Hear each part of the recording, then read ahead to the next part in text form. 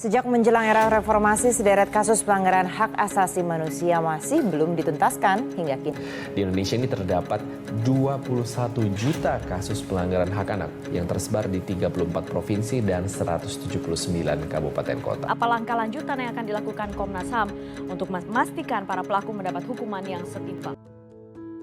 Hak asasi manusia atau biasa disebut sebagai HAM adalah hak yang telah melekat pada diri seorang manusia sebagai anugerah Tuhan yang wajib dihormati, dijunjung tinggi dan dilindungi oleh negara, hukum, dan semua orang. Hak asasi manusia atau HAM ini bersifat kodrati, artinya HAM adalah hak yang telah menjadi kodrat seorang manusia. HAM juga bersifat universal yang berarti bahwa HAM berlaku di seluruh dunia dengan tetap menghormati dan memperhatikan adat istiadat dan budaya di negara masing-masing. HAM atau hak asasi manusia ini juga bersifat langgeng, yang berarti bahwa HAM adalah hak yang telah ada atau telah hadir sejak manusia di dalam kandungan sampai manusia meninggal.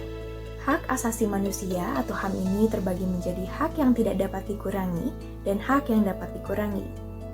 Hak yang tidak dapat dikurangi dalam keadaan apapun terdiri dari hak untuk hidup, hak untuk tidak disiksa, hak kemerdekaan pikiran dan hati nurani, hak beragama, hak untuk tidak diperbudak, hak untuk diakui di hadapan hukum, dan hak untuk tidak dituntut atas dasar hukum yang berlaku surut. Sementara hak yang tergolong sebagai hak yang dapat dikurangi, yaitu hak berorganisasi dan hak berekspresi. Hak asasi manusia atau HAM ini bukanlah merupakan hal baru di Indonesia. Meski baru diundang-undangkan pada tahun 1999 dengan Undang-Undang Nomor 39 tahun 1999, sebenarnya Indonesia telah memiliki konstitusi secara utuh mengenai hak asasi manusia pada Undang-Undang Dasar Sementara tahun 1950. Dalam menjalankan hak-hak tersebut, HAM dapat dibatasi. Hak seseorang dapat dibatasi oleh undang-undang.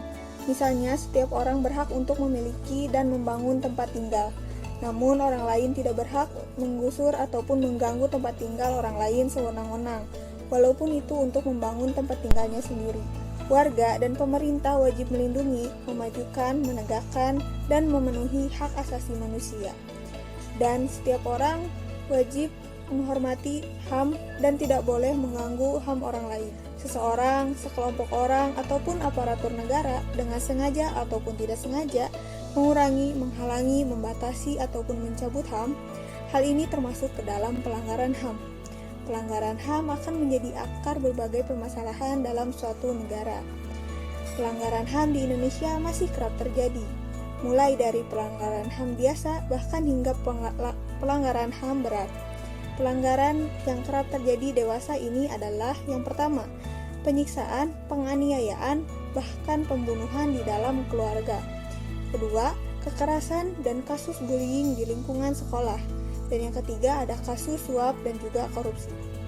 Pelanggaran HAM berat pernah terjadi di Indonesia pada tahun 1984, yaitu kerusuhan Tanjung Priuk yang memakan banyak nyawa, kemudian penembakan mahasiswa Universitas Trisakti pada tahun 1998, kasus pembunuhan Munir pada tahun 2004, dan juga masih banyak yang lain.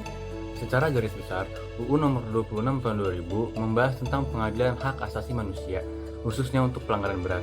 Undang-undang ini terdiri atas 10 bab dan 51 pasal, yang mana setiap pasalnya membahas berbagai hal terkait pengadilan hak asasi manusia. Upaya penanganan pelanggaran HAM di Indonesia yang bersifat berat, maka penyelesaiannya dilakukan melalui pengadilan HAM. Sedangkan untuk kasus pelanggaran HAM yang ringan dapat diselesaikan melalui pengadilan umum. Untuk menjamin HAM pada setiap orang dan mencegah terjadinya pelanggaran HAM, perlu adanya kerjasama yang berkesinambungan antara berbagai pihak dalam suatu negara. Upaya-upaya yang dapat dilakukan untuk mencegah terjadinya pelanggaran tersebut yaitu yang pertama, penegakan demokrasi dan supremasi hukum. Yang kedua, memenuhi instrumen-instrumen HAM yang ditetapkan. Yang ketiga, memahami bahwa selain memiliki hak asasi, setiap orang juga memiliki kewajiban yang harus dijalankan dengan penuh tanggung jawab. Yang keempat, meningkatkan kualitas pelayanan publik untuk mencegah berbagai bentuk pelanggaran HAM.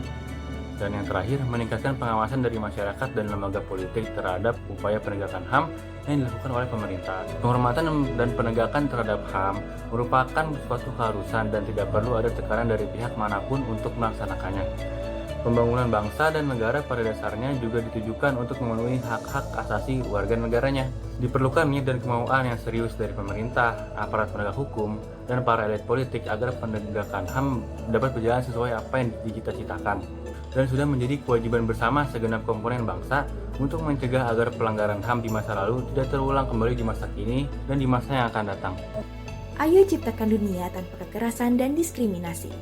HAM untuk semua, stop pelanggaran pelanggaran HAM.